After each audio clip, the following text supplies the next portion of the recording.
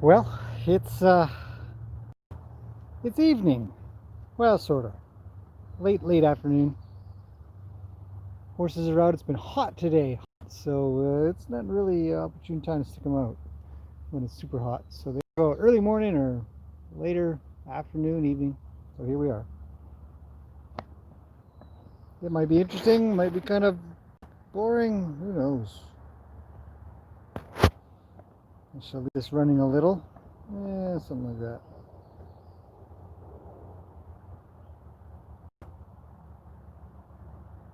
Should be good. I'll be back.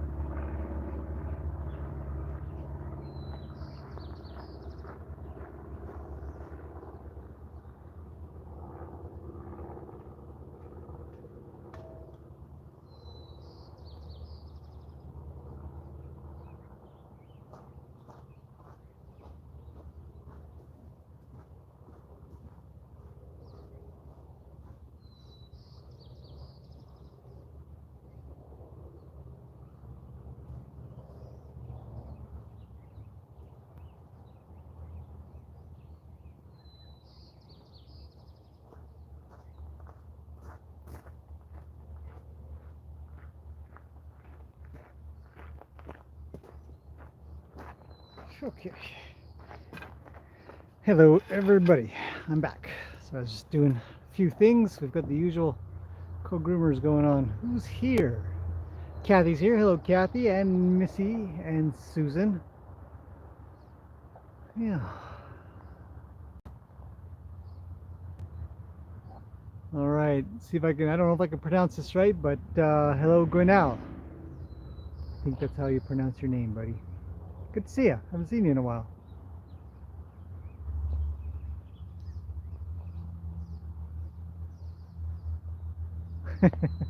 Kathy says, happy to be here for something, invited to a party. Yeah, it's a co-grooming party. Everybody just mills around, scratching. But there's a party of humans chit-chatting away. That's true too. Oh, manners and Roo. Says, shove on, sickened cow. Cuts off Luke. Says, keep up the good work. Oh, even Lena's got to make a move. Oh well.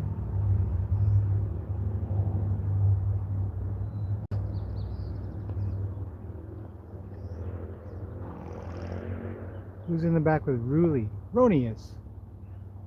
Those two are inseparable now almost.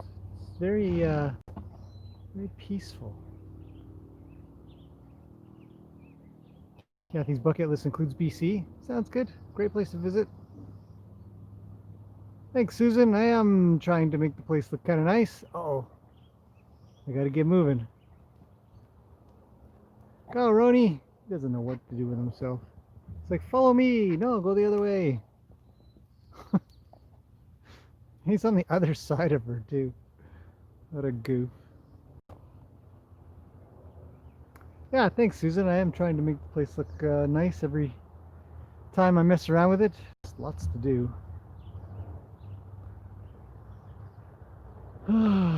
So much. Lots of landscaping, actually. You know, then little projects and stuff. Everybody's scratching. Get off the last of their winter hair. A few little itches, the mosquito bites probably here and there. Yeah, nothing abnormal.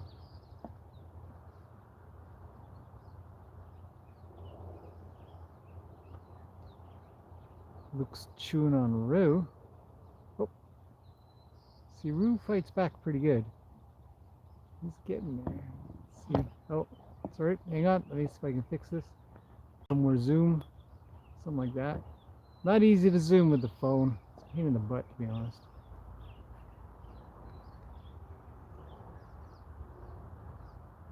Oh, Lena's getting pushed around.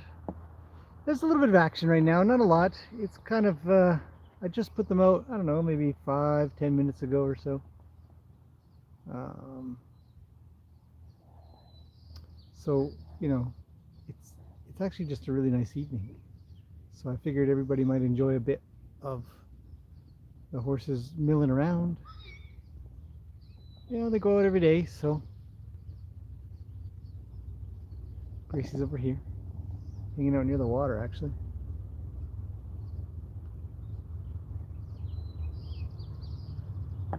Let's see. Kathy says, I'm impressed with the lack of mud and how you've managed drainage. And Nanko's here. Hello. And Susan says, can see the cotton tree floaties. Oh, there's tons of them. The mud and drainage. Thanks, Kathy. Absolutely. I mean, I made it a priority from the beginning.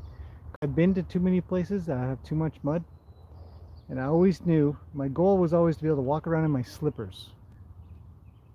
Even when it's raining. Kind of thing.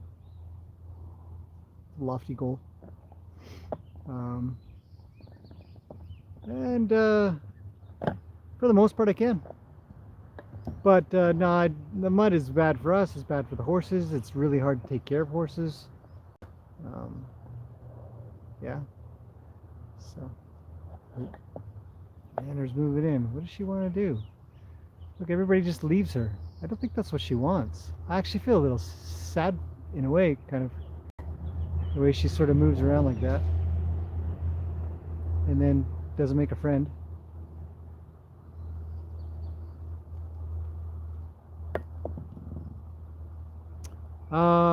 Kathy says, how are Gracie's feet? They're doing great. I actually think it's very, very close to what's happening here. How come Gracie got moving around? She's very, very close to just being recovered. You know, it's very last trim I did. It was looking good. I'm not saying that's the end of it, but yeah, I'd say she's very, very close. Fronts are fine. It's just strong maintenance. It's the backs that I worry that something is still hidden somewhere. So just trying to, you know, keep up maintenance on that. Yeah. It tends to, horses' feet tend to, you know, they have a problem, you sort of get them to a point and they'll tend to sort of self-manage quite well after a little bit. Once they're balanced and everything's kind of good and stuff. Less to do. Yeah. Nanko says, speaking of Gracie, did you know Arabians have less vertebrae than other horses? And supposedly one less rib. Well, I've heard something like that. I have heard something like that. I heard that it isn't all of them. I don't know. It's interesting though, isn't it? Something like that. Why just the one breed? Here comes Rue. He's gonna come right through. Just traveling around. Michelle's here. Hello, Michelle. Love to tune in and watch your horses. Thanks. Me too. So I figure everybody else does as well. Maybe they do, maybe they don't. But thanks. Appreciate that. Oh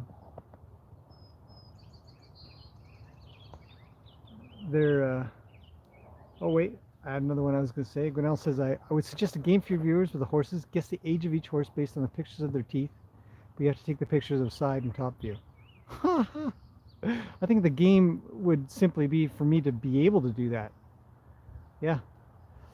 I'd have to have done it when they were getting their teeth done. I might be able to get the fronts. Like I might have somebody take pictures while I hold their lips open. They're just going down. And guessing teeth, the age of a horse, I think I would be involved in that game because I'm not very good at it at all. So it might be a good studying thing. It'd be a good quiz after I do a couple of videos about teeth. Maybe that's a great idea. I like that idea. Yeah, I should do that. Thanks for the suggestion.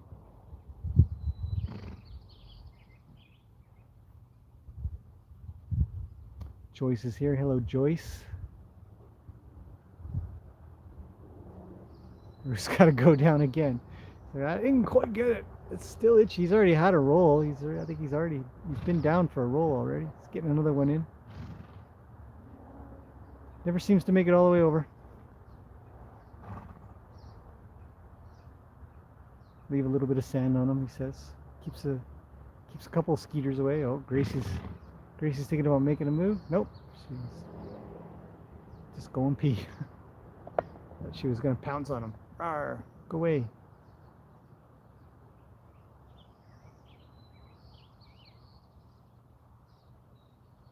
We've got Lena and Peggy off the back right, and then Luke and Nanners in the middle there. Just co-grooming. Roni and Ruli almost never co-groom. They just chill out together, have a little horsey snooze. Yeah. Get him, Gracie. Kick him in the butt. Let's see. Missy says, why are some able to roll over all the way and others can't? Well, I don't know. Not strong enough, not balanced enough, don't have enough. You know, it's like somebody says, do a cartwheel. You know, you gotta really zip your legs up and over your body to do it right. So I think that's kind of it. Just timing, athleticism, practice. Yeah, I don't know.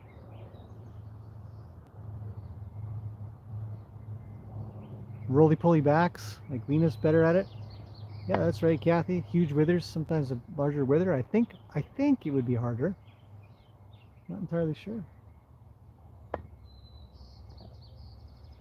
Nancy's here. Hello, Nancy. It's a very good night. It's a lovely evening. Birds are so chitty chatty. Traffic's not bad.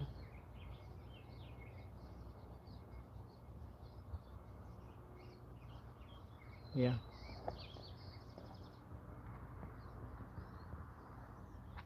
Yeah, it's good blue sky. It's been very hot today.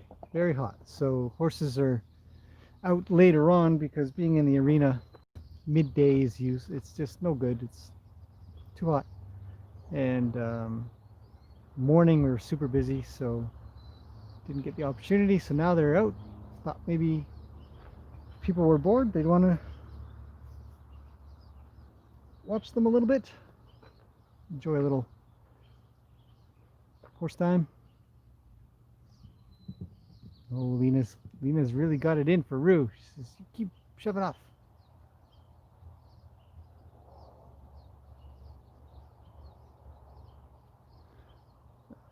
What else we got?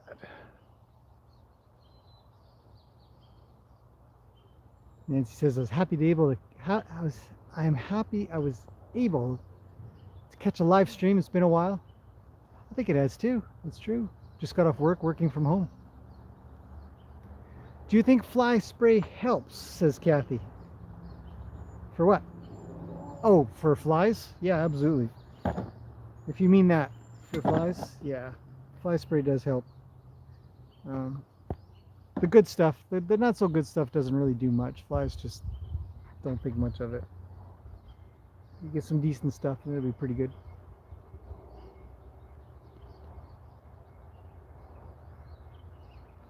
Luke's coming over. Bruce says, I'm ready. Sound like Donkey Kong, man. Let's do this. It's just a statue. Just stands there, doesn't care. Says, what? I wonder if there's a difference between boys co-grooming and girls co-grooming or boy-girl co-grooming. You know, well, what would be the difference?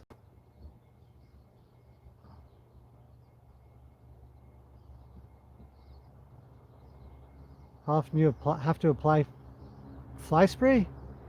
I don't know. Depends on how bad it is. I try not to apply it much. It's not overly good for the horses, obviously, and it's expensive.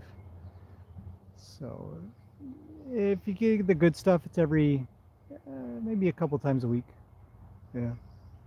To be effective, to be really effective. It does say that it lasts 10 days or something, but I don't think I found that. Whoa, what's happening? Oh no, run, Rue, or kick out, do something. He's off. He got chased off.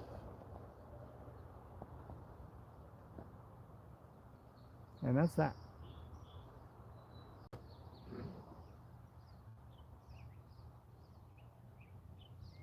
Lena the big meanie pants.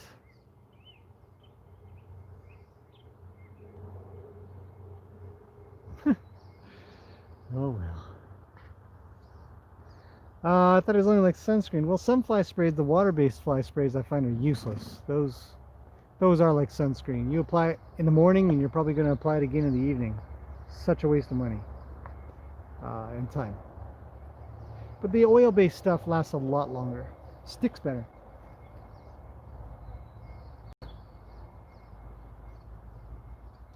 Nancy asks, what's with the COVID-19 situation there? BC, here in Canada. Canada is doing quite well. And British Columbia, the province I live in, is doing very well. I think we're doing the best out of all the provinces, meaning that very few deaths. We don't really know how many people have had it. There's minimal testing, I think. It's very unusual. I don't know anybody who's been tested. Any deaths are very, very, very low number. So schools are going to start opening up next week for a month, and it's very part-time. Parks are opened up, playgrounds are opening up, I think June 1st, so a few more days or so. Yeah, stores are all yeah, it's no it's always on our minds and stuff, but nobody really seems to be too too concerned. I mean, compared to in the beginning. I mean, there's concern and there's worry and all that, but uh, lots more material out there to study and understand.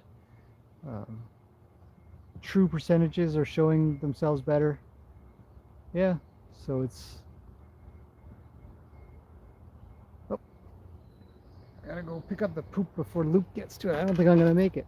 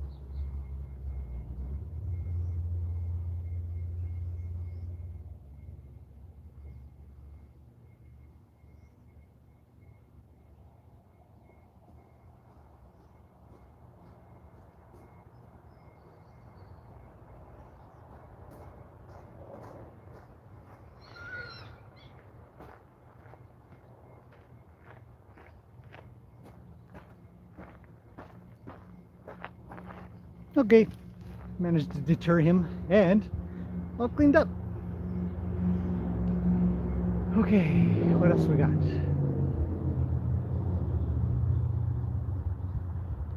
Nancy says we only had 123 cases here in New Brunswick and no deaths. Wow, I guess you guys are doing better then, aren't you?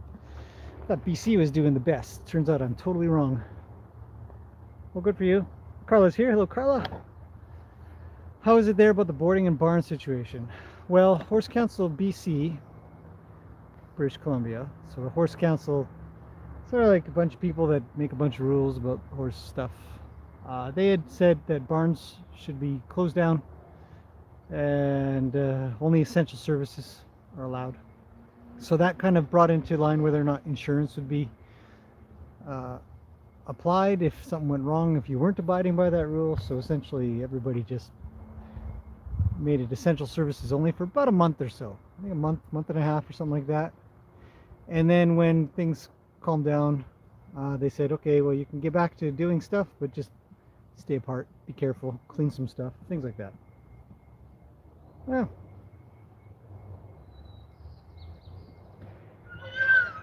Kathy says, can horses tell immediately what kind of person you are and trust issues, etc.? I don't think so. I do think. Uh-oh, Nanner's looking over. Oh, safe. Keep moving, you two. Shuffle on to the other part of the arena. Let's see. So, good question, though. I think because I've encountered lots of different types of horses, and I I'd say that there's definitely a time frame that needs to be applied as to, you know, how long it can take them to figure it out. But I don't think upon looking at somebody will they know. Uh, they might make an assumption. They might be correct, and horses are excellent observers, so there's a decent chance that they'll be correct. Um,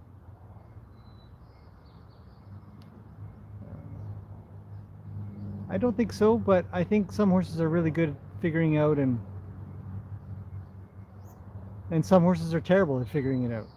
Yeah, younger ones are much less likely to figure it out because they don't have as much experience. Older ones will have understood some patterns in quieter humans or more aggressive humans or angry humans or happy humans or sad humans. So, um, but you can communicate a lot to a horse within the first minute or two. Yeah. So if they're observant, which they almost always are, then they'll pay attention to whether or not you are listening to them too when they're talking back to you. And everything counts. The moment you come into their line of sight, it all matters. So there's definitely sort of, if they're able to observe enough of a behavior, they'll probably make an assumption. Doesn't mean they're right. So I never take it the wrong way if a horse understands me wrong. I just think, I wonder if I can change that. I wonder if there's something I can do to shift that and do better.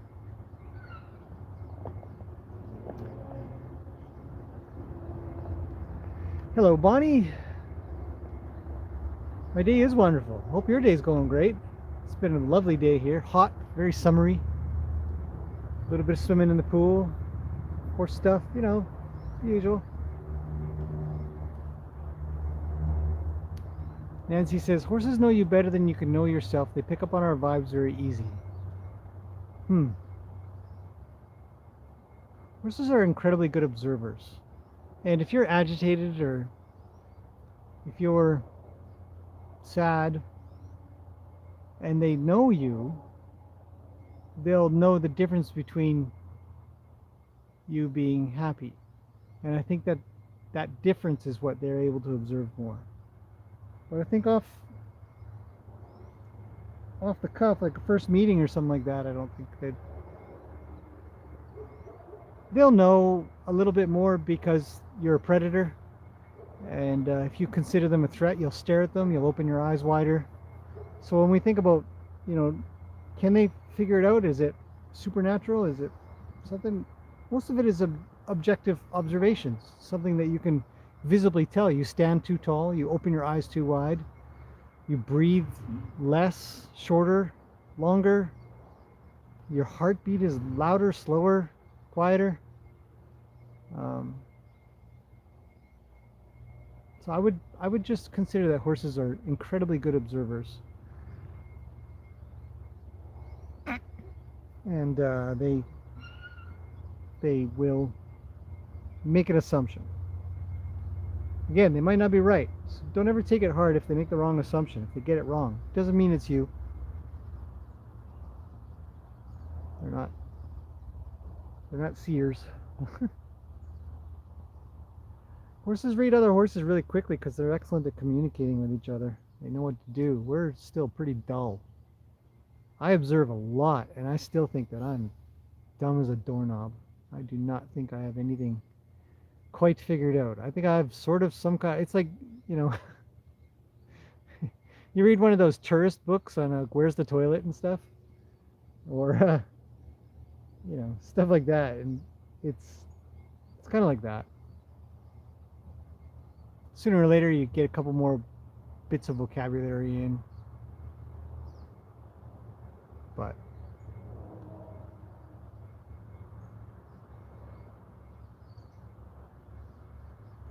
I'm just watching Lena. She's brushing up against the fence, making the post wobble.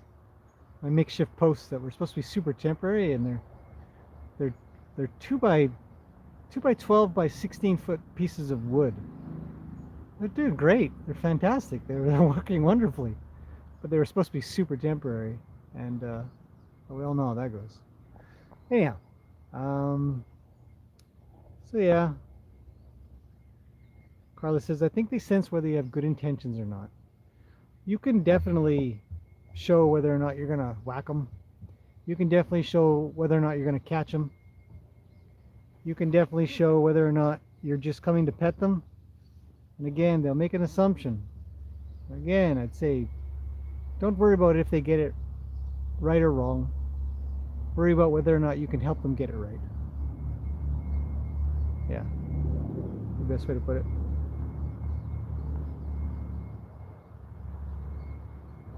Level 6 poop picker upper. Thanks, Joyce. Michelle says most animals can feel your energy. Yeah, I hear it a lot. I do. I hear it a lot. Energy, intent, feel, all words that are subjective. I, I agree, but struggle with it because there's. Okay, Gracie, what is she doing? But energy can be translated into observable action, observable actions or behaviors. So your energy might say, I'm scared. So maybe you'll breathe a little shorter, your eyes will be a little bit more open, you'll be more rigid, it won't be as flexible. So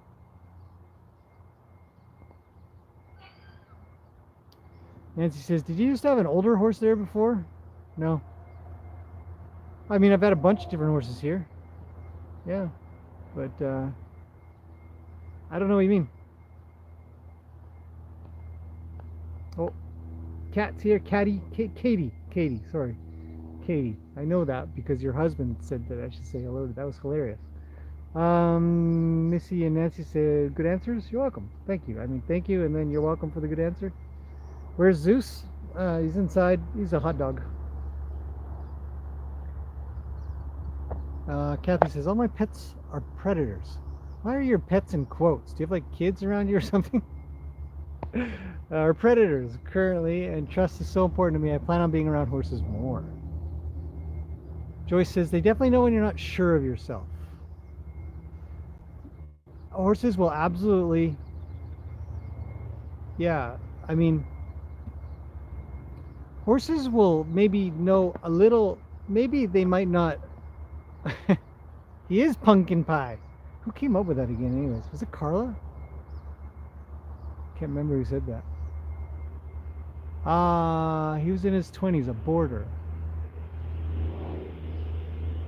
Maybe. Did have an older standard bred. Wow, that was a big lift. Good job, Nans. You really freaked Gracie out. He was a pasture pet for a while. Oh, I don't know. Good question. Okay, so Joyce says they definitely know when you're not sure of yourself. I personally think that they deduce you're not sure of yourself because you don't look like you are sure of yourself. That's kind of a weird thing to say, I suppose. Horses absolutely know when you're sure of yourself. Like when you walk in and you're confident, and they know the difference between a confident human and a one that's not gonna, you know, they may not give any trouble, but they're not going to tolerate any trouble, sort of thing. So there's a difference, you know. Confidence or sure of yourself could mean I'm sure that I'm safe and I'll keep you safe. I think that would be a confident or sure of yourself person. Somebody that walks in arrogant or overconfident, aggressive, that's not attractive to a horse. That doesn't produce draw. You can drive them, but we're looking for draw. Yeah. And so they'll know you're not sure of yourself because you're not giving the impression you are sure of yourself in a safe and good way, like a leader, not a boss. Yeah. And then, of course, they will absolutely get it figured out that you're trouble. You're so sure of yourself, you're probably trouble. Uh, Gracie's kicking the barrel. I don't know if you guys can see that through these two horses in front. What's she's doing? Rubbing up against it or something? Just tilting back and forth. I don't know if you'll be able to see that. Yanko says, my energy says I'm a power napper. Aha. Skip? Is Skip you're talking about? Ah, yes. Skip got adopted out to a young lady not too far from here. I go there a couple times a week. Yep. And still working on his feet. But she got another horse with him, so she's young. We're working with her more than he doesn't really need a lot. He needs exercise and feet. You know, he's great. He's doing great. He's in a wonderful place. Everybody should be very happy for him. Very, very happy. Yeah. And you're right. Yeah. I don't even know why I didn't think about him. I see him every week. Doesn't occur to me that he's gone, I guess. What are these two doing? You guys are taking up the whole frame, you know. Whatever. Just move the camera, I guess. I was sitting under the umbrella because it's so sunny for a bit, but we've got a little bit of shade. Let's see. From the tree here. The neighbor's tree. Let's see. Chestnut tree. Bring the camera over here a little, maybe. This is a better view from this side, anyways. Oh, let's try not to zoom in too much there. Just something that I don't think I improved it, did I? I feel like it just got worse. Yeah, a little bit. There we go. That'll do.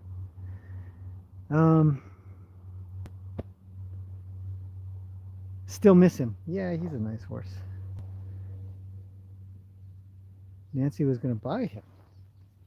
Wow. And then COVID happened. Skip is really cool. He's a real sure horse, and he's really given a lot of security to this new horse that's come through for this girl that they got. Because I said, you know, he definitely can't go to a place where he's going to be alone. You know, no horse should.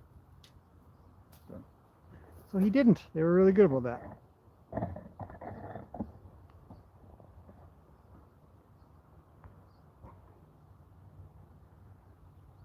Joyce says that's where their sense of intention comes in. Well, horses are good observers, but they're also good communicators. Very good communicators. They're quite clear if observed in a very detailed manner. And so their intention, or anything that they're going to do, is usually quite obvious. Before it happens, they've usually said something a couple times.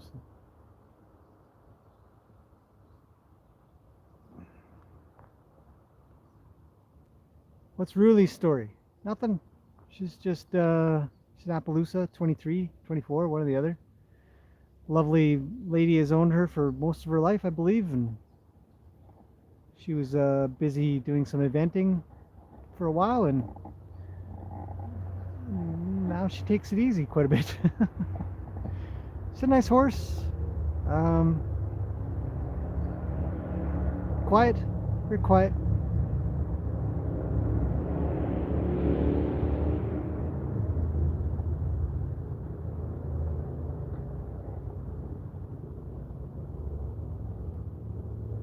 Motorcycles, they're so noisy.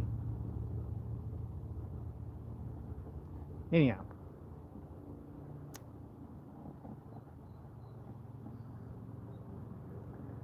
Sense of intention. I like the sound of that. Sense of intention. I mean, I do enough horsey checks or horse behavior stuff. I think I've communicated that it's important that communication is Super important. Even like just for even just the simple stuff, where to scratch, how to scratch, how hard to scratch, how long to scratch. That in and of itself is a good stepping stone for horses. Co-grooming is really important, as you can see in all of these Playtime videos, or whatever this is. And I kind of put them up hoping that, you know, with enough sort of learning through osmosis, just watching, that it becomes really obvious that a good relationship clearly comes from good co-grooming. Yeah. Sensitive grooming. We don't have to have them groom us, but we can be sensitive to what they need. Statue videos. Sometimes, yeah. See, Gracie's down. She's the first one down. She's getting so good with that. Yeah. Any bear sightings? Yes. Some. Not much, though. Yeah, not much. They're around, though. There's quite a few bears around. Some smaller ones. I saw a big one a couple weeks ago. Not here, but it wasn't too far away.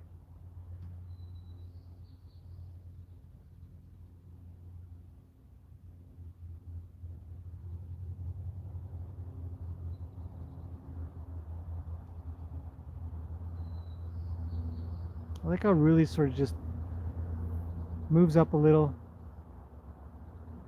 puts her nose on his leg.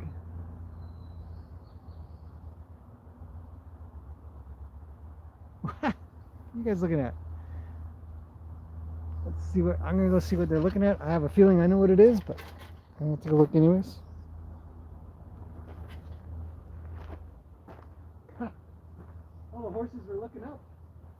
Like, I think I know what it is. Yeah, people are pretty chatty. Nice. Pretty chatty. Yeah. Oh, is Grace the only one lying down? Gracie's the only one lying down. Ooh. Well, I brought out carrots. Thanks to everybody who has become a member. Our Carrots for Horses members are funding our carrots. So there's carrots all the time.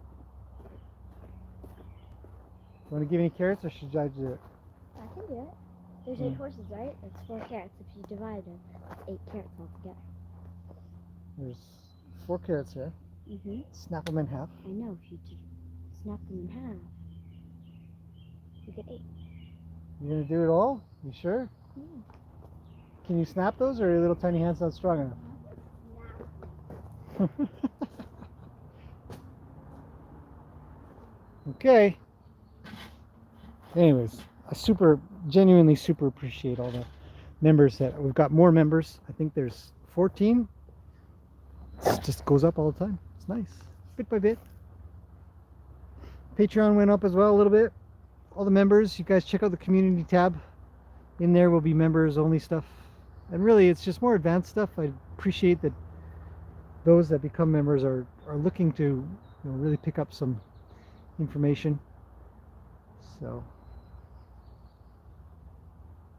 I try to put in stuff that isn't necessarily entertaining, might even be kind of boring to some. I definitely want to be able to give back 100%. It's not a handout. You guys definitely benefit, or at least I believe will benefit from things I can share. Okay, 2 more to go. Do you want some help? No? She's the boss.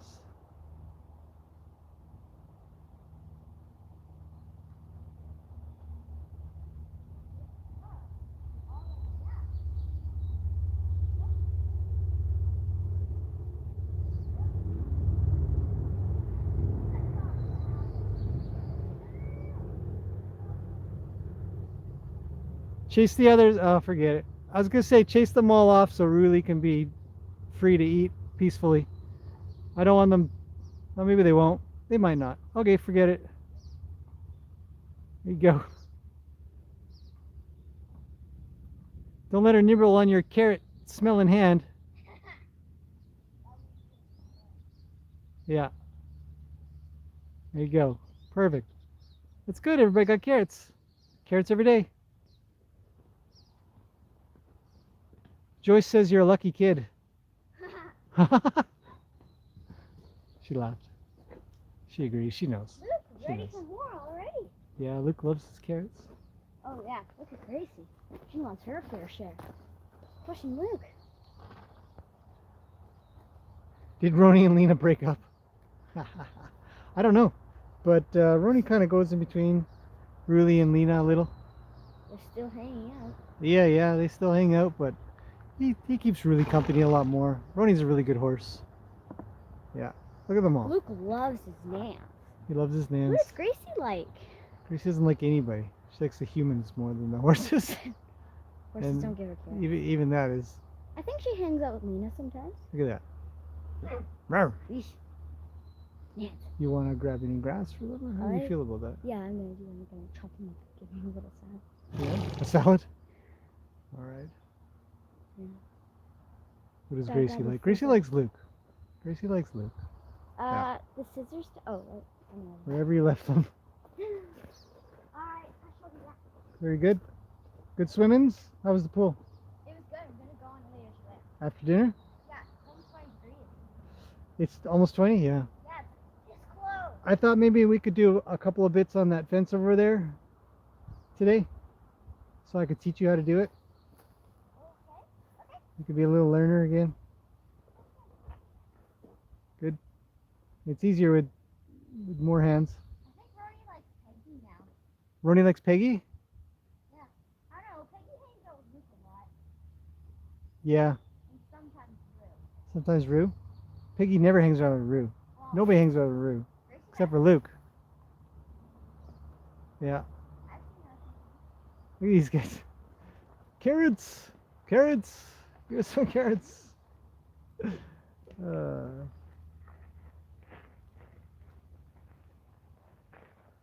good. It's good practice. Good practice for the horses. Good practice for. I think kids should. I mean, I have lessons with kids. Used to have more often then than now, but that'll pick up again. Always teach safety. Teach how to feed treats. A lot of people feed treats on the other side of the fence, so they have a sense of safety. And I always say, if that fence wasn't there, how would you accept them pushing their head into your hand? Would you accept them coming forward so quickly? Or is your sense of safety lowering the quality of your interaction and communication with the horse? So stuff like that sort of makes it into the learning category of like Patreon and memberships. It's just like, oh my God, man, just feed a carrot, relax. But it really matters. I find it really, really matters. I come in with carrots. They should be coming in. They should be coming up asking, not telling. And I go in with no fence. We teach no fence, so that your communication is solid. It's like wearing a helmet and then riding like a maniac because you got a helmet on. If you didn't wear the helmet, you wouldn't ride like that. Always ride like you don't have a helmet. Drive like you don't have a seatbelt. Stuff like that. Okay, moving on.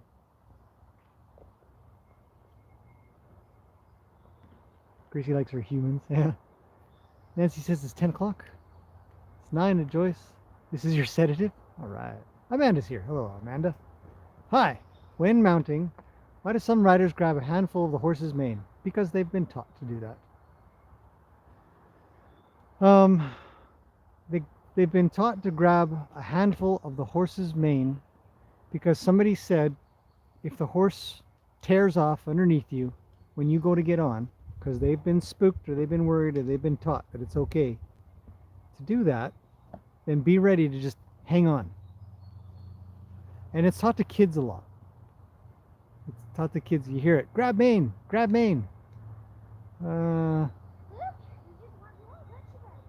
So it's taught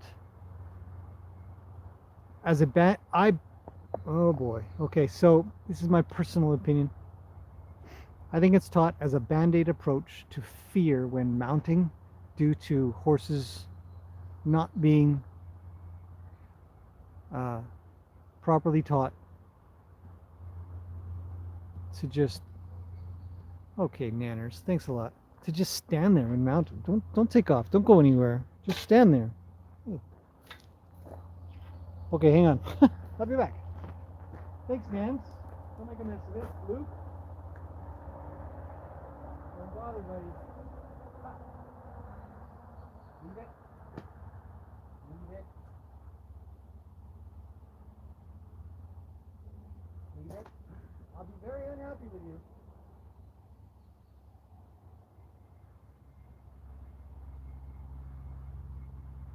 Good boy. No. No. No.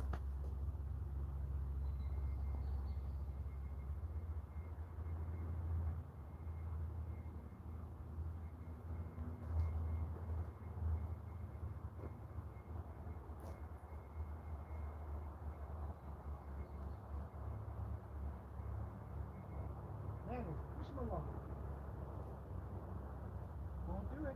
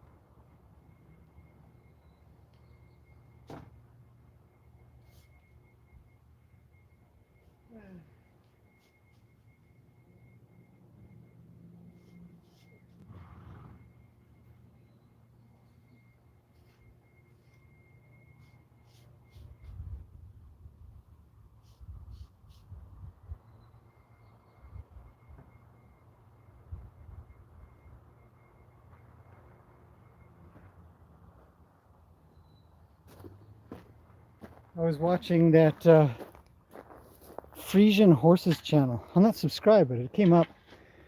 And she put, what is it, 15 seemingly identical black horses into the arena.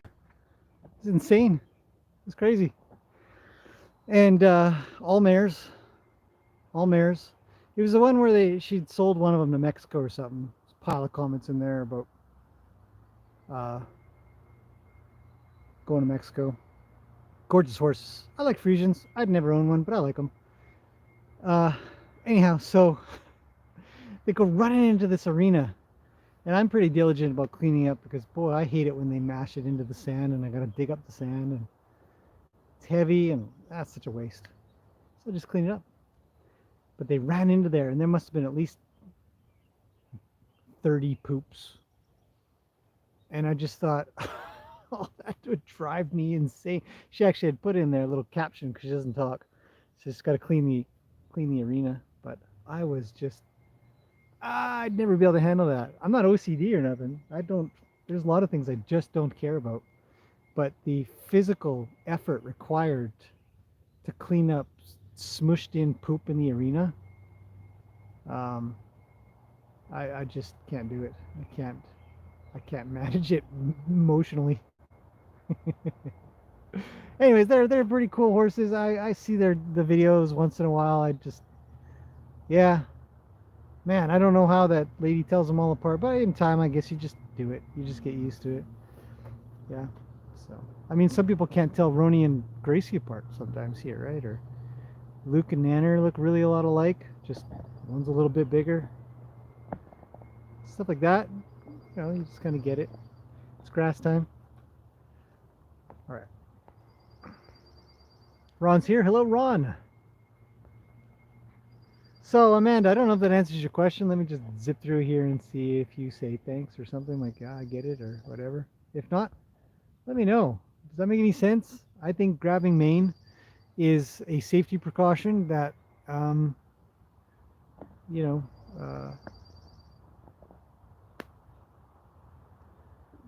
is a band-aid. It is not addressing the actual problem.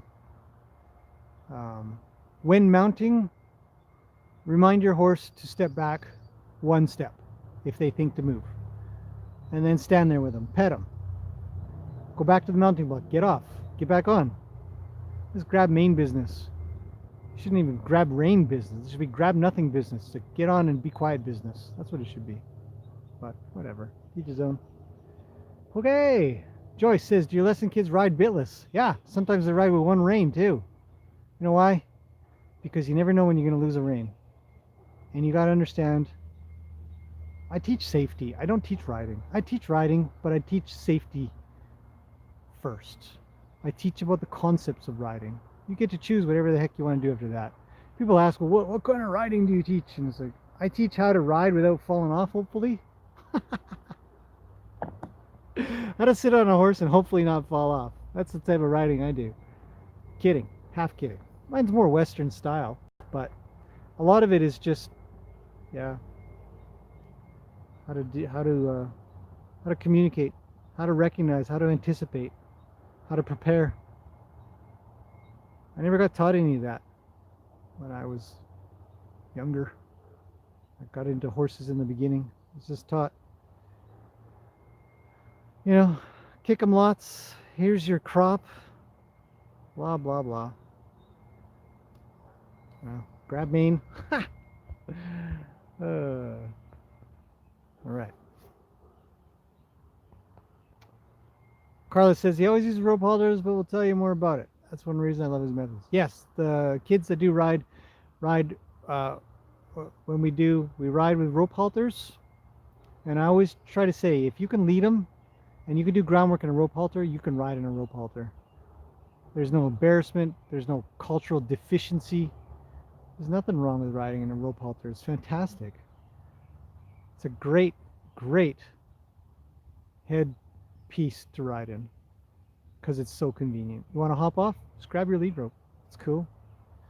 I also use hackamores, the good ones, not the mechanical garbage. And then bitless bridles. Those are kind of common. Looks like a normal bridle, but no bit. No bit in the middle. Why don't I use bits? Somebody might say, how come you don't use bits? I don't have a need to. Everybody I ask, they say you should use a bit. I say, why? Well, you'll need brakes. I don't need brakes using a bit. I stop my horse with my body. You pull on the nose like you do with groundwork. Can't do groundwork with a bit. I don't know. It's a cultural thing. So to each his own, I say. You do what you want. This is how I do it. I think it works well. I've never found a horse react poorly in a halter in comparison to a bit, but I've commonly see horses react poorly in a bit in comparison to a halter.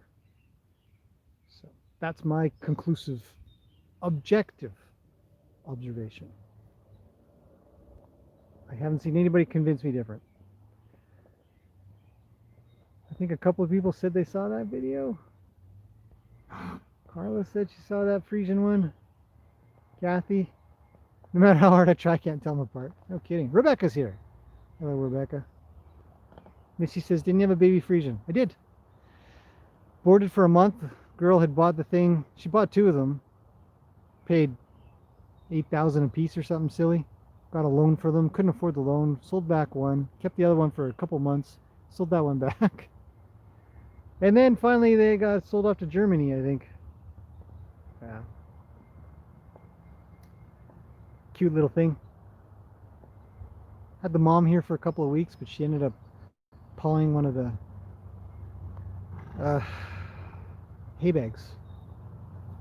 Yeah, so she didn't stay for very long. She ended up whacking one of the boards into her chest, which gave her a small hematoma. But she was kind of getting ready to be bred anyways, and so the owner is a very lovely person. Said I'll take her back to medically care for her. We're gonna breed her anyways. We'll figure out what we're gonna do. And she was gonna be trail ridden, working on trail rides, but it didn't follow through. But I've ended up working on another one of her horses on her feet and stuff. And lovely person. Peggy, don't do it. Don't do it. No. She's gonna scratch her hocks on the wheelbarrow. Peggy, you're gonna get it. Don't do it. Don't. No. Leave it alone. I left her there because I'm lazy.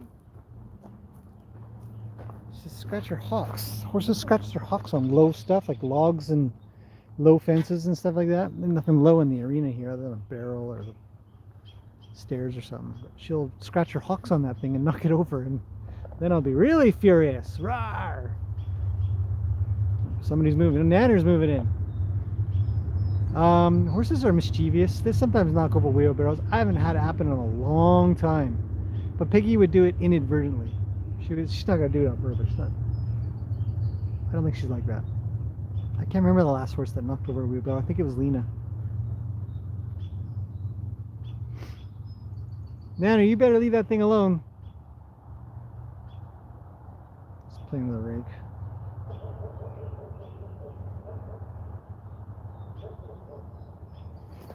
Don't bite that. Take off. Go on.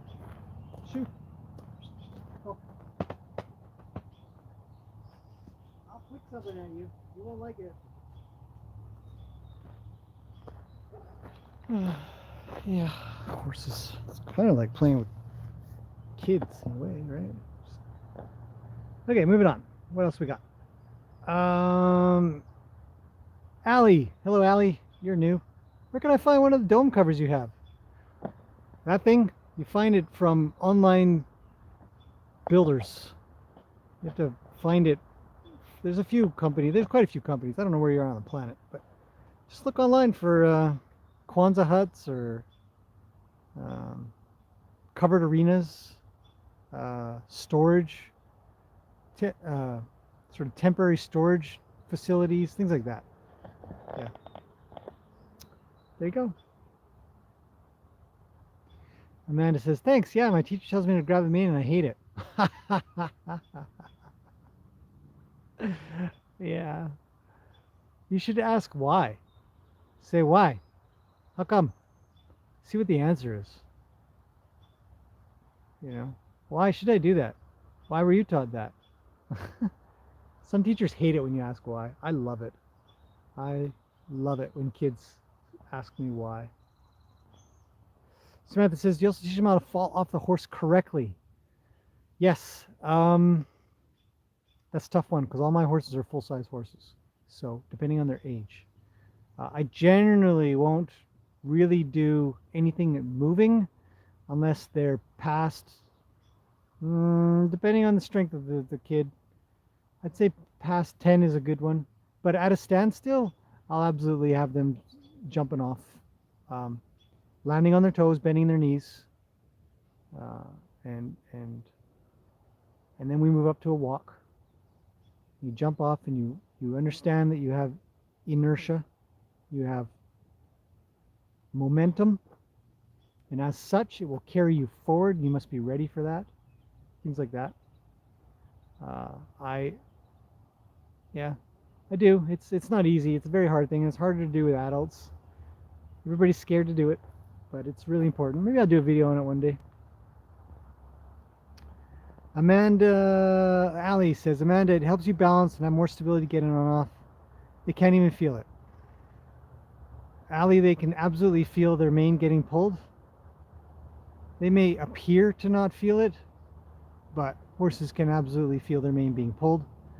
If you have to hang on to the mane to get on and off, I think you're getting on and off wrong, and that's just my opinion.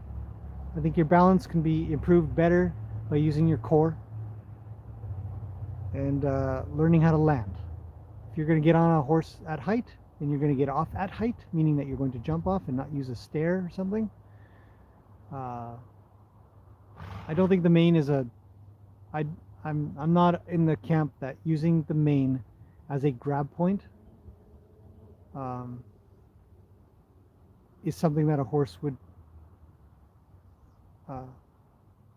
not think in their mind that they wish you'd stop doing it. Yeah. So that's what I search for. I search for the idea of like, what can I do that makes it the most enjoyable? Not whether or not they, yeah, not whether or not it maybe hurts or something, but it might be uncomfortable. It might be. Rue's on his way. Rooney's moved over and told him to get going. It's that kind of thing. I mean, I could be wrong. What do you know? Could be wrong. Maybe they don't care at all. But I think they do. And every little thing I do, every little pull, every little touch, every little grab, I want it to mean something to my horses. So if I were to hold on to their mane, and I should be able to kind of steer them around. I should be able to back them up. I should, yeah, little things. Uh-oh. I'll be back. Somebody's dropped poop. Allie says she likes hackamores. I love hackamores. They're great. The good ones, not the mechanical ones.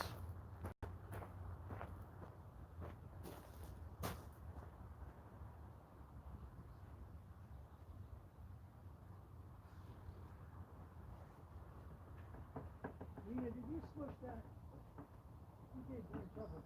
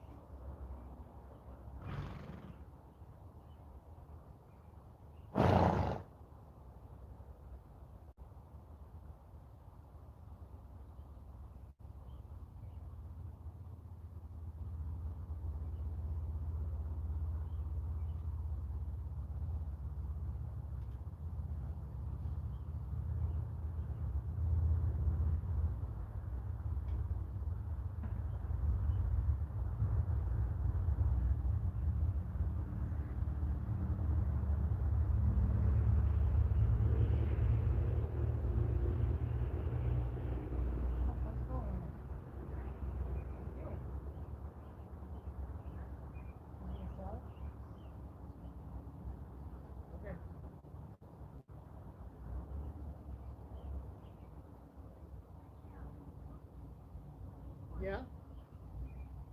That's good.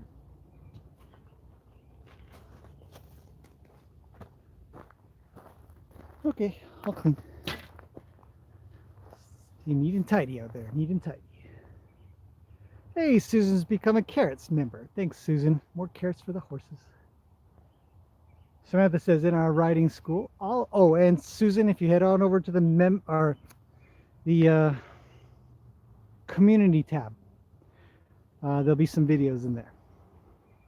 Samantha says in our riding school, all horses are being ridden in bitless bridles. If you cannot control the horse without a bit, then you're not a really good horse rider. We don't use whips either. Yeah. Well, we do have to consider that even in a bitless bridle, hackamore, halter, control,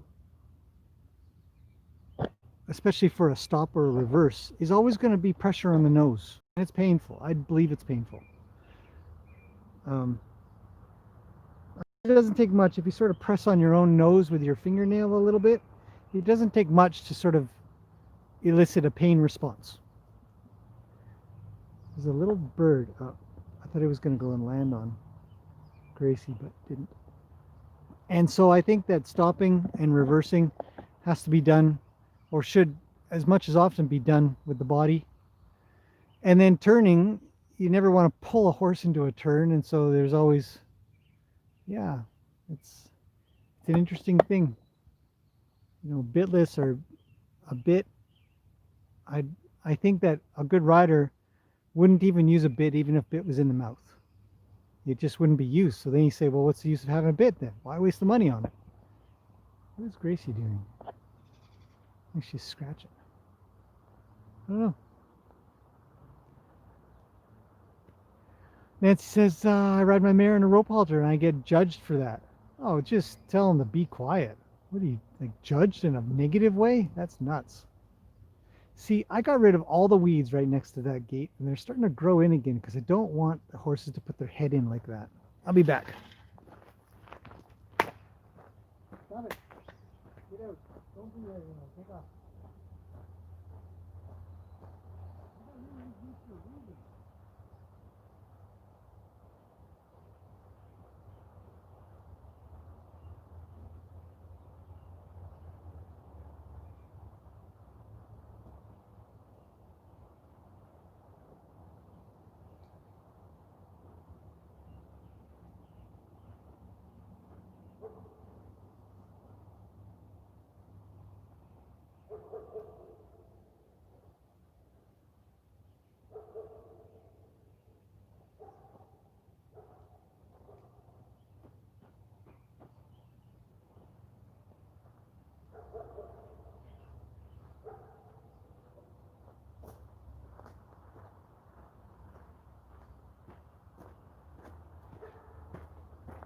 Just realized I got the wrong shoes on. These are my good shoes. Must have had them on for some other reason. I was like, well, I guess I'll do horse stuff. That's how good shoes turn into horseshoes, by the way. Like, well, I guess they're horseshoes now. They're not. I haven't done anything, but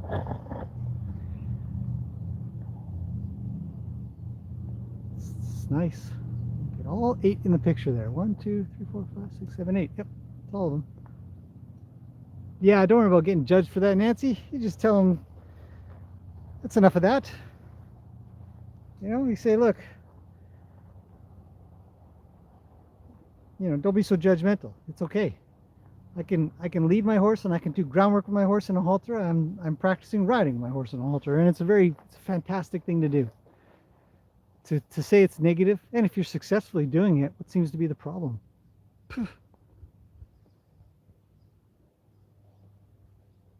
Joyce says, I wish I was able to take lessons there. I hate bits. I tell you what, Joyce. And thank you. I take that as a big compliment. Riding, even with a bit, you can still practice an awful lot at being really, really soft. Like I said, a good rider riding with a bit won't even use the bit to ride. So it'll just be this piece of metal that sits in their mouth. And they can sort of organize that a little. I'll be back. Lena, you're gonna break that thing. Your butt's too big.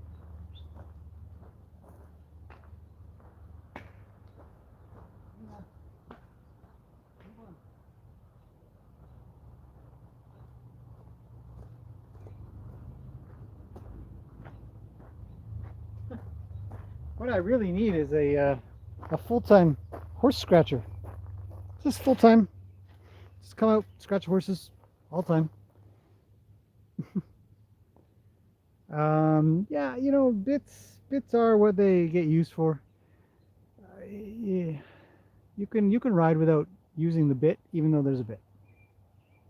Yeah.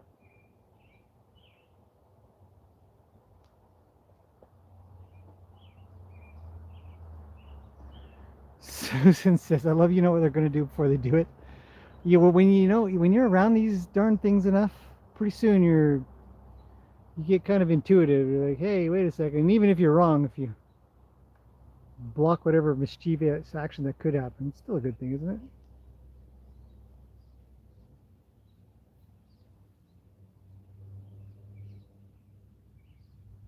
Ah, Allie says we got an old street sweeper brush and flipped it onto a pole in the ground, and our horses love it.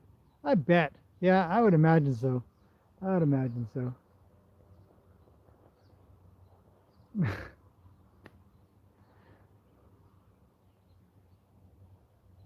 Samantha with her punching horses in the eyeballs. Allie says, doesn't hurt them. Yeah, I don't know. I mean, how do we know? Horses will tolerate a lot. I don't think it's overly painful, don't get me wrong, but I don't think it's anything different than even when riding in a halter. You pull on them, I do believe there's some pain. I do believe that it's discomfort. So I just think that I'm always just trying to shoot for the best of that. So I think it's overly painful and they're going to, no. But I tell you what, if you were to try pulling the mane of a feral or wild horse, whatever you want to call them, they'll be very resistant to that idea. Just because they're domesticated and dull doesn't mean they don't feel stuff. I'd be very cautious of that. I in fact, encourage you to find a domesticated or non-domesticated horse and find out what the true reaction of the horse is. I think it would be very interesting for you. Sup? Where's the salads? Dongri. Okay. Well, I found a bunch of acorns. Found a bunch of dongri. Yeah, dongri. Dongri. Dongri. Yeah, that's right. They are. You know where acorns come from? What? Oak trees. Is that an oak tree? Is that an oak tree over there? No, most likely the squirrels have scurried these things over from a different oak tree.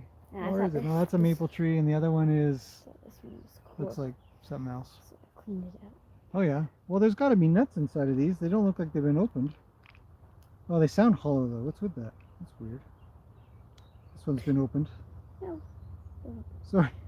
All right, here you go. Here's your dongri. Thank you. Comes Gracie. Can I show them? Yeah, sure. Right there, there's acorn. We back it up a little. There you go. And over that way a bit, and then back a bit. There, something like that. Yeah, lots of acorns here. We have oak trees all over the place. Where's their oak tree? There's one at the front of the house. At the very front, on the left-hand side when leaving, there's a oak tree right next to the logs.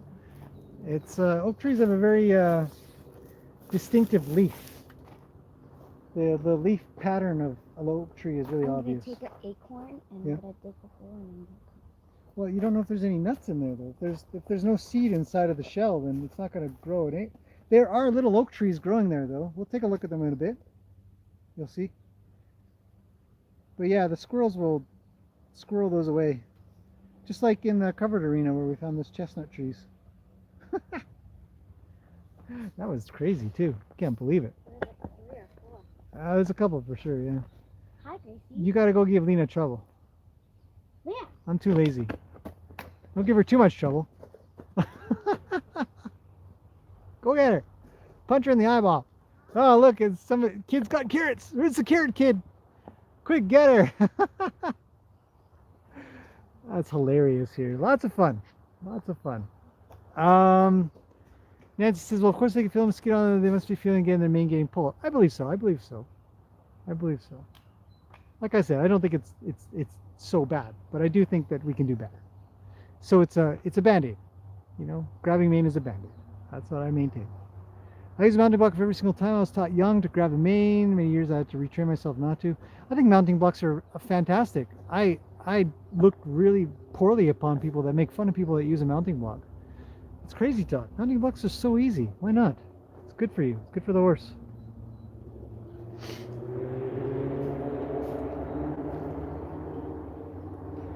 Samantha says, I hated how people rip their manes out for shows with special combs.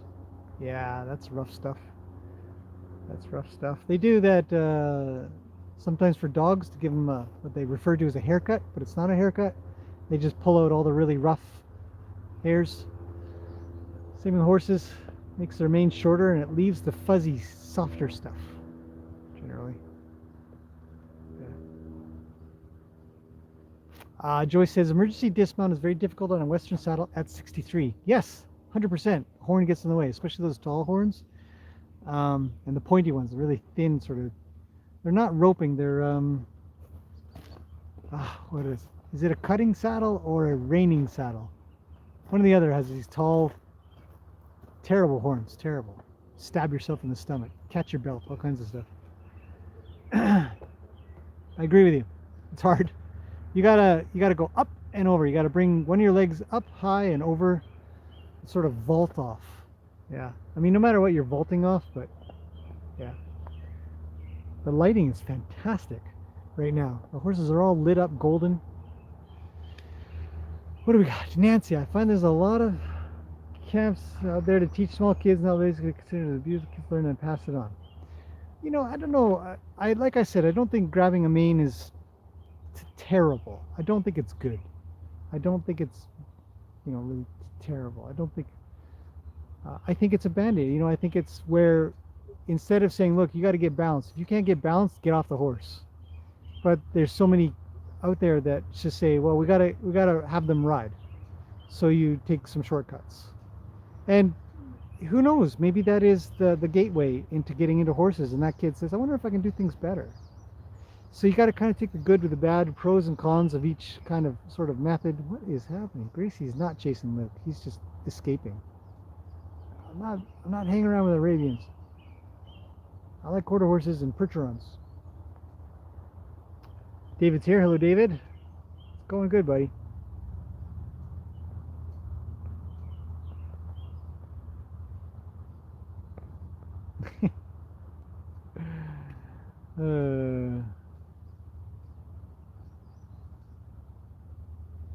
A hacker is English riding. I never knew that. We always just called it English. Yeah, I don't know.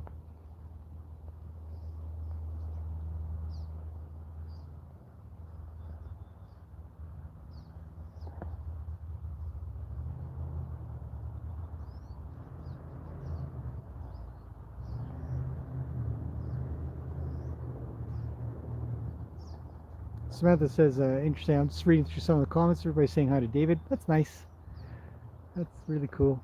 I like it when you guys chat with each other a bit. It's a good community here. We've got a lot of very positive, fantastic, just great people here. Super happy to be part of this.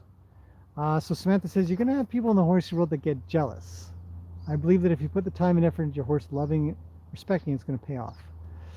Yeah.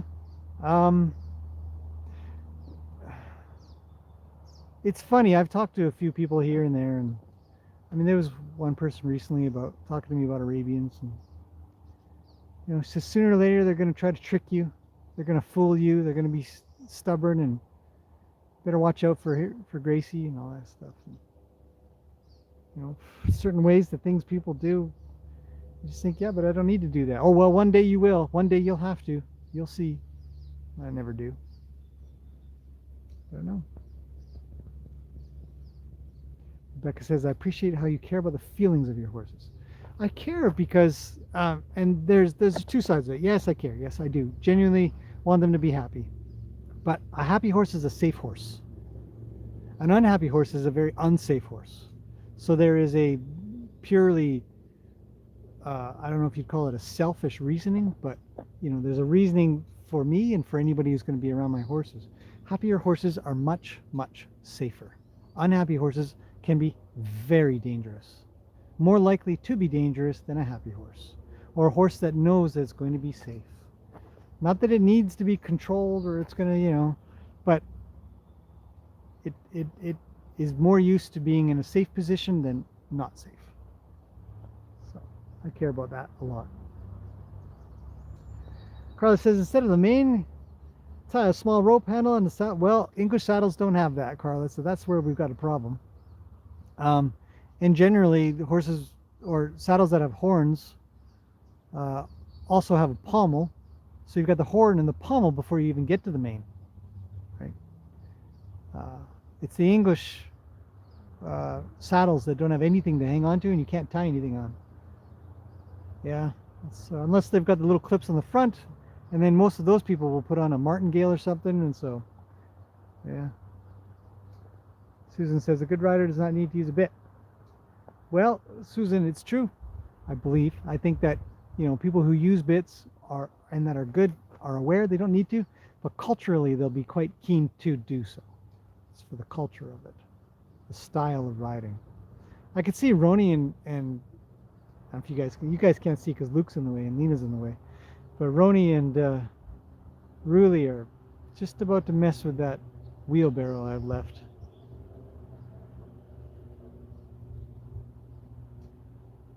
Okay, it's safe. The wheelbarrow is safe.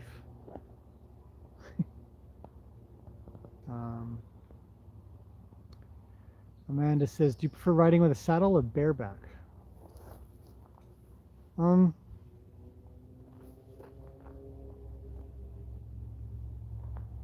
I'd say I prefer being closer to the horse, so if I were to pick one or the other, I'd probably use like a bareback pad because I like my jeans non-oily. So just a pad or, you know, a blanket, so something to separate the two of us. But the saddles I generally use are treeless saddles.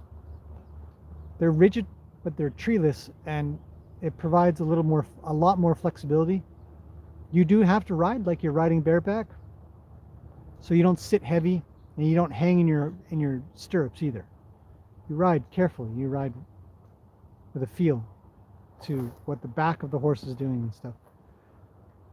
The back of the horse's back. Yeah. But treed saddles, I have a hard time with. I feel very uncomfortable now. I don't feel comfortable in a rigid saddle anymore. I used to think it was okay, but now I find it uncomfortable because I think that I'm probably sitting back too far, and I'm probably putting the tree into the back of their back, and and then it doesn't move right. It doesn't feel right anymore. Yeah, so I don't use treed saddles if I can help it.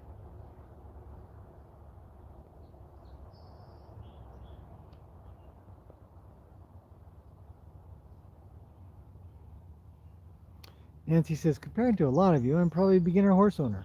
I'm still trying to figure out my way. Need to find a good horseman like me? Oh, thanks. I don't know. I mean, spend enough time with horses. I promise you get it figured out. Ask questions. Observe. Watch the horses interact. If Nana she starts making trouble with that, she's gonna be running. I've already told her to leave the wheelbarrow alone once. Grab myself a pool noodle in a second. She's gonna be in trouble if she chews on that. She's just sniffing so far, so I'm not gonna give her a hard time for just sniffing. I'm okay with that. Curiosity is good. Okay, moving on.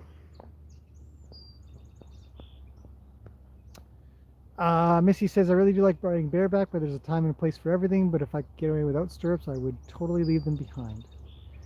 Keep practicing, Missy. I assure you, stirrups, it's going to sound, this is not judgmental, but stirrups are actually a bit of a crutch for balance. If you have balance, stirrups end up getting in the way. You'd be surprised. Like, these things are in the way. But once in a while, I agree with you. There's a time and place for everything. I use my stirrups once in a while and stuff. Sometimes when I'm a little bit tired of balancing so much, I'll go back to the stirrups. But then I get tired of stirrups quickly. I'm like, this is uncomfortable. Yeah. Scarlett's here. Well, Scarlett, I don't like Western saddles. That's cool. Maybe you just haven't sat in a Western saddle that you like. You never know, right? You never know. Nancy says, not Nancy, David says to Nancy, I have 700 videos. 700 plus. I know, it's crazy, right? Some of them are totally useless. Don't watch them all. Missy says, I ride English and use a mounting block. Or if I'm on a trail, I find a stump or fallen tree, I do my best to stay on. Me too. I do my best. I don't always succeed. But when I do, I feel good. Olives is here. Hello. Good evening. Nancy's been here for a couple of years. Helped you a lot with the mare. That's good. That's good. I think I finally caught up to the chat. Yay. Missy says, that's what I mean, they annoy me. Yeah. Stirrups are weird. Oh, look at Rue and Nanner. Come on, camera, zoom in. What are they doing? They're chit-chatting. Chit-chat, chit-chat. He's always pulling her tail when she's lying down. She's like, get away from me. Rue says, are you sure? Let's try again. One more time. Nanner says, no. I'll chew on you. I'll kick you if you don't move faster. And off they go. He stops, she keeps going. No draw. Poor Rue. Poor Rue. Everybody else leaves. Nanner comes over and everybody leaves. No draw. Luke's on nap time at the moment, so that's that. See, the sun's going down. It's getting a little dimmer. Nancy's doing obstacles. Oh, Scarlett says, yeah, one time a Western saddle was way too small. Oh, too small sucks. The wrong angle sucks. Too wide sucks. I mean, that's the problem with, or I find one of the biggest problems with Western saddles is that they really do have to fit your body really, really well. Can't be too wide, can't be too high, can't have the wrong angle. They're quite rigid and shaped. And I've had a couple that have fit me well. I thought, oh, this is kind of comfy. I like this one. Few and far between. And then I haven't found a treeless saddle that hasn't felt just like sitting on a pillow, a nice rigid sort of pillow on a horse's back. You can feel a lot of stuff through those.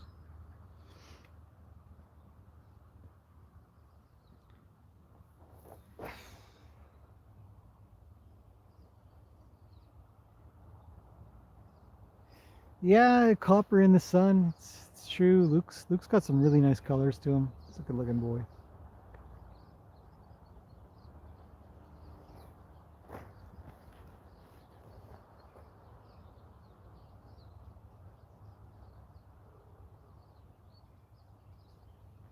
Just gonna escape off to the side for a second here. I'll see what the kid's doing. I'll be right back.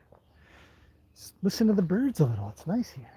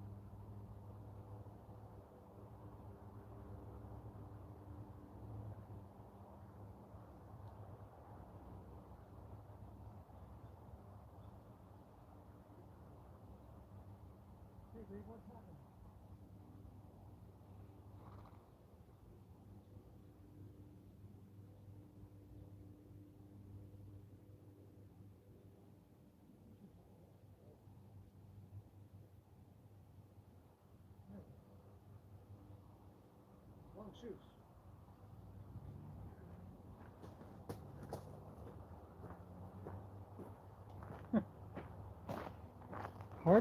Hard to not go give him some scratches and stuff, you know. Wander into the arena. I was over there. Ah, well. Let's see. It's getting on in time, isn't it? Nancy says she's got to go. Does Piggy have a cough? Nope. She just was rolling around and came running up, and then sometimes they get stuff in their teeth and stuff like that, and they got to cough it out. Let's see. Let's see.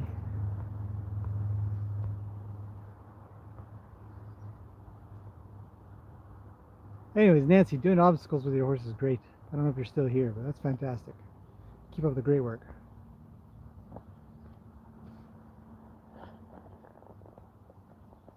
Grass is being fed. Scarlett says, best brand of horse saddle to exist. I don't know. Definitely not my forte. And fitting saddle is fitted to the horse or for the rider. I've heard it both ways. If you don't fit the saddle, you're going to hate it, which means you won't ride, which means it'll be uncomfortable to ride. So it's got to be fit for you. And then, of course, it has to fit this horse. So, yes, it's both. It can't be just the horse, and it can't be just you. Look at these two vagrants playing with the wheelbarrow. Better not chew on it.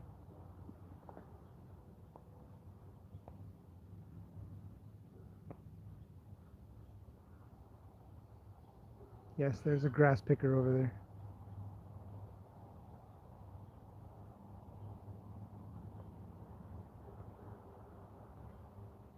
Yep, Nancy's out. Bye, Nancy. Right. My battery's telling me it's got a low Ooh, it's at 9%.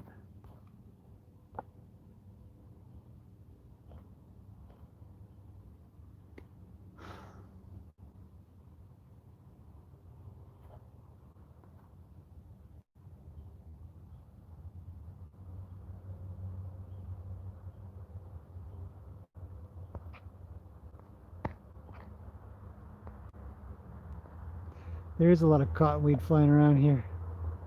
Scarlett says, what do you think horses hate the most? Being hurt.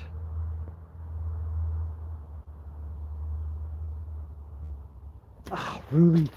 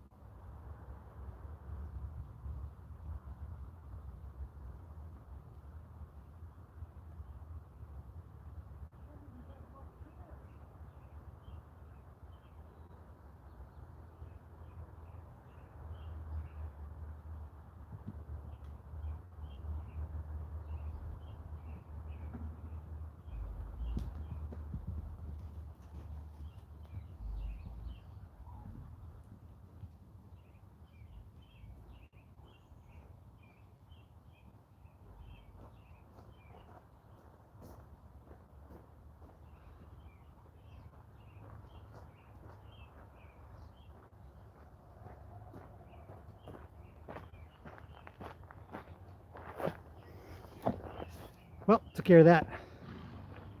Really was chewing on the wheelbarrow. All right. Well, almost out of juice on my phone.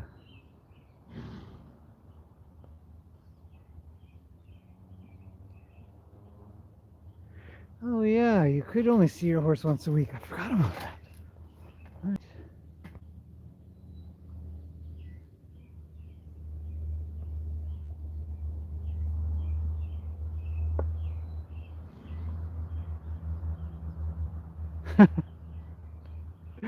Yeah, it's really chewed on the wheelbarrow.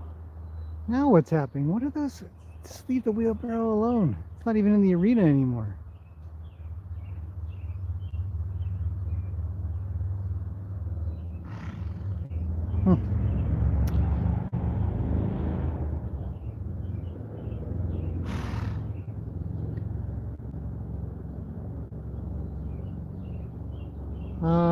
David's translated Evangelista Martins. Crossing water. I've done a bunch of videos about water a while back. Yeah. Oh, Olive's going tonight. Good night. I'm going to turn off pretty soon anyways because my battery is really, really low. 8%.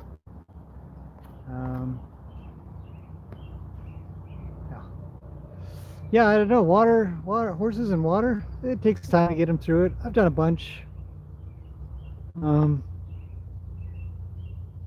the past. I don't do as many at the moment because we're not. Yeah, we're kind of limited to go places, but that's going to pick up again. So we'll get on with some more water stuff. What's Lena doing? Chasing Luke around. Get him, Lena. Don't let him hide behind Peggy. Well, he's on the other side of Peggy. Peggy says, I'm not moving. Luke says, sucker, you can't get me over here. I got my Palomino protector. Okay, all right. It has been a wonderful live stream. Thanks to everybody for coming in. It's been fantastic having you along for this evening's Horsey playtime. We've got food to do, put horses back, all kinds of stuff. Welcome, Susan, to the Cares for Horses membership. It's great. Terrific having you here. Everybody else who's already here as a member, I can see you guys with your little green icon. That color will change over time. Custom made. If you look at it, it's actually a stable logo in there. It's kind of cool. Made it myself.